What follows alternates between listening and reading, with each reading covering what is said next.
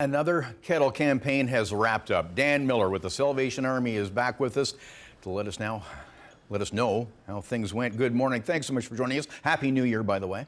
Happy New Year to you too. And how happy are we this morning? What was the goal and where are we at? Well, in Hamilton alone was $410,000, and we did not hit that, of course. We're at 73% of our target. It was a tough, challenging year because we could not put our kettles actually out, manned kettles out on this year because of COVID. We were in lockdown, and it did make it very difficult. Right, and you had to pivot like everyone else, and you actually came up with some new technology. Was it Tip Tap, wasn't it, where you could tap a credit or debit card with these unmanned kettles?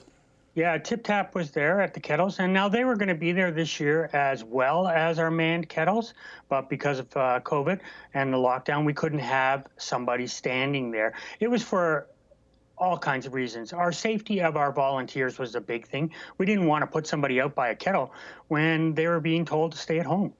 Yeah, it's been tough for the past number of years for the campaign, and then add the pandemic and worse yet. So there are still ways to help out, and we'll talk about that. But how are you making up for this shortfall? And let's talk about where this money is needed.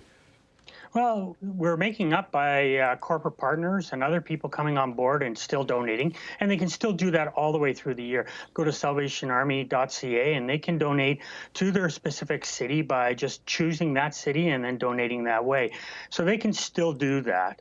We're not planning on cutting any programs or anything else, and we haven't done that, cut anything during the pandemic. We're always been there, but we've had great support from our community all the way through, and we continue to do that.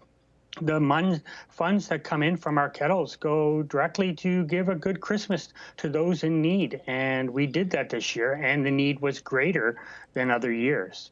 And what are some of the pressing needs looking forward into the year?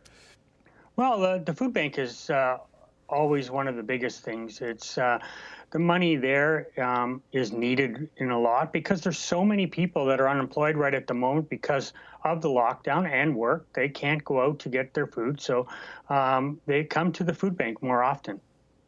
What was so you mentioned the Tip Tap at the kettles, and also there was online donations as well. What was the response like? How is this being adopted, and how are people accepting it? The Tip Tap went very well. It didn't do quite as much as we wanted it to do, and that was basically because there was nobody there standing beside the kettle to show people exactly what to do, but also to say thank you for it. And people seemed to walk by because there was no person there for that time. So that's the unfortunate thing, but it will be back out again next year and will help. But online kettles actually did go up quite a bit. People did go on their computer and online and did donate, and that was very well. And that's really what brought in our target from the 410,000 to do 302 still. Most of that was because of online donations. Yeah, have there been any strange things in this pandemic, missing the sound of those bells at the kettles where we could shop? Certainly noticed this year. But again, we can still help out going forward. Yes, you can still donate. Like I said, salvationarmy.ca. You can actually pick the city that you push the donate button and it tells you to which city, where do you want to donate to, and you can still donate to that city wherever you are. And we will link that at chch.com and get some Morning Live viewers to help out. Again, Happy New Year, Dan. Happy New Year to you. Thank you, and keep safe. You too.